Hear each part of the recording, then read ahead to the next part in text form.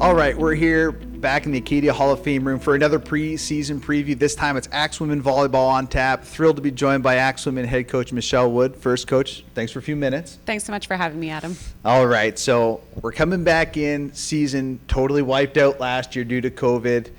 We'll get into the specifics, a little bit of that of your preseason. But first, when I do these interviews, it's always not shocking, but like pleasantly surprising to see all that you guys do off the court as coaches, particularly here at Acadia. I wrote it down because I don't want to mess it up, some of your accolades here. So 2 times AUS Coach of the Year. Let's get that out of the way. Okay. But then Volleyball Nova Scotia Volunteer of the Year, Women Active Nova Scotia Leadership Trendsetter Award winner. You have your Axe Volleyball Club for local youth volleyball players.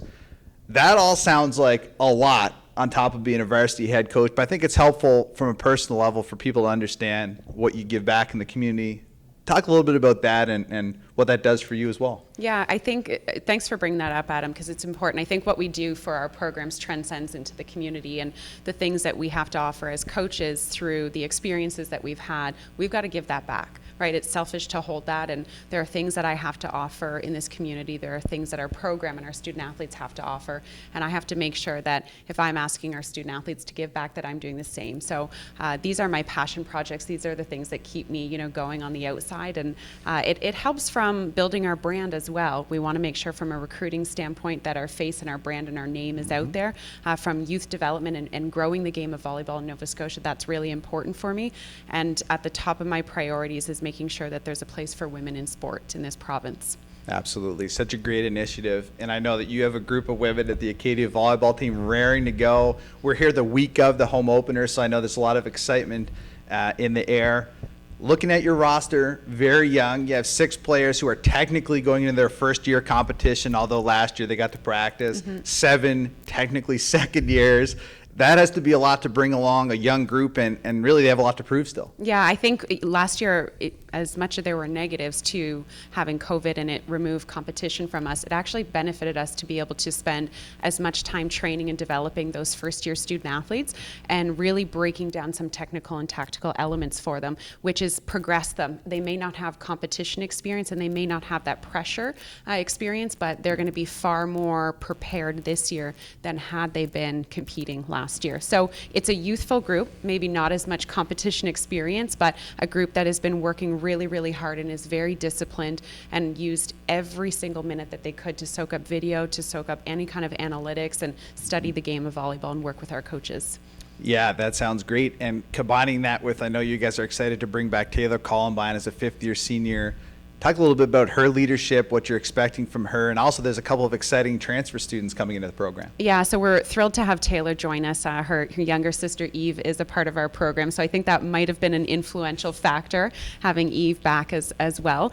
Taylor is in her 5th year. We hope maybe we can get her for a 6th year because of how eligibility works with COVID.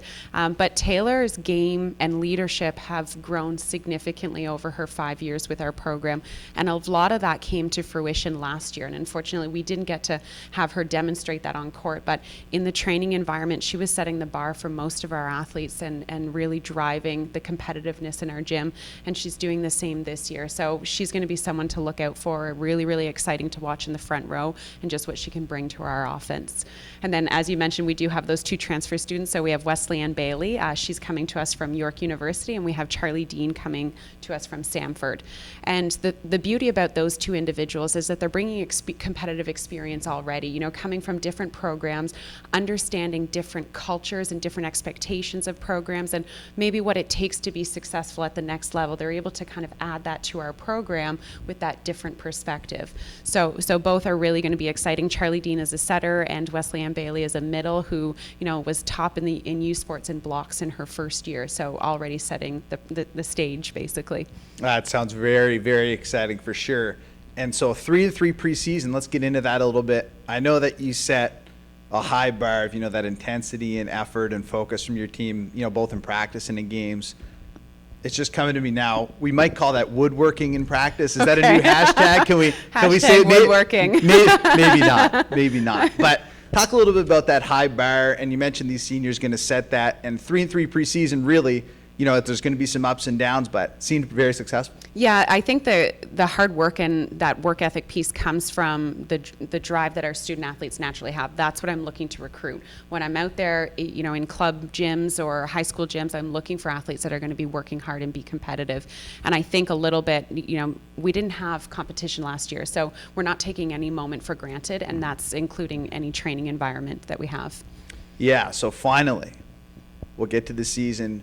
It goes without saying, Dalhousie, 8-time AUS champion here in a row. You've been hot on their heels. I know that's a target. It's helpful to have a target set. You guys are third in the preseason coaches poll for what that's worth. Talk a little bit about expectations and taking that crack at the big dog. Yeah, I think our biggest mindset going into this season is we want to stop having judgment on our opponents. That the biggest judgment needs to be on our own side. We play in a 9x9 parameter. Yes, there's an opponent on the other side, but the reality is we need to focus on our side and make sure that we're doing everything we possibly can to bring our best performance. And if that's enough on that day, that's enough. And that's what we really need to stay focused on. Love it. Focused on themselves. Almost every one of these coaches' interviews has that internal goals. Absolutely love it. It's why Acadia Athletics is one of the standard programs here in the AUS. Well, Coach, best of luck in the season. Thanks, Adam. We'll catch up as we go along for sure one other time. All right, Coach. Well, certainly sounds like a fantastic regular season ahead. We're looking forward to the season opener Saturday, October 30th, 2 p.m. against the University of Moncton. Best of luck coming Thanks, into Adam. this year, and we'll catch up again soon. Thank you. Head coach Michelle Wood, the Acadia Axewomen.